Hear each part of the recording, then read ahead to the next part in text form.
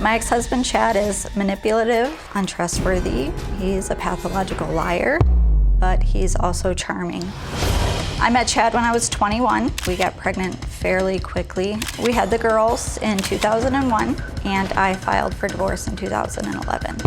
There was still the constant fighting. He was checking up on me. He had other people checking up on me. When Chad was angry, he would lash out. His favorite thing to say about me is that I've been on more hot dogs than ketchup. And that implies that I'm a hoe. What's frustrating to me is that I've done everything I can think of to help Chad be a good dad. When you cook, you have to start making some recipes. Now that the girls are older, they've started to see things for themselves and who Chad really is. They've been there while he's used women, while he calls women degrading names. The girls are scared at times to see him. He's got a pretty bad temper. They never know from one second to the next if he's going to be the fun dad or if he's going to be screaming at them. The girls have made a decision that they don't want to see their dad right now, and they don't know if they want to see him in the future.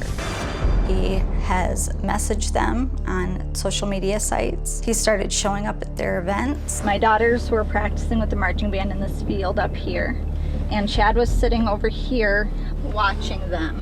They are paranoid to run into him. I tell them to be respectful to their dad, but I struggle because I know what he's capable of. Well, Stacy, these girls are 17, right? Yes.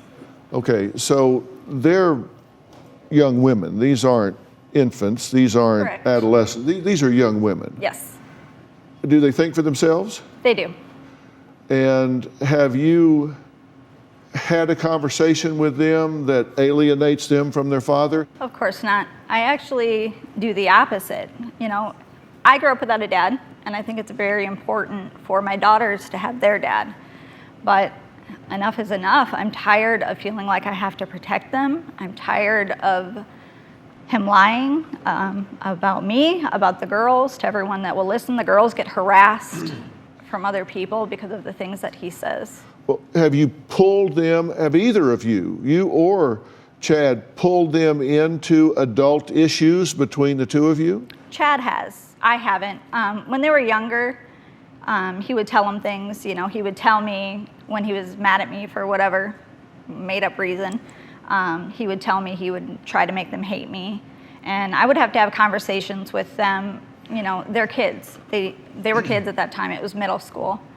They needed to stay kids. So I would tell them, if you ever have questions, you can ask me. I will always be honest. But if I feel you're too young to know, I'm just going to tell you that. So I just said, you know me, you trust me. That's all you need to know. We've talked to your daughters. They have told us some really terrible things that he said about you. Yes. How do they know that? He tells them.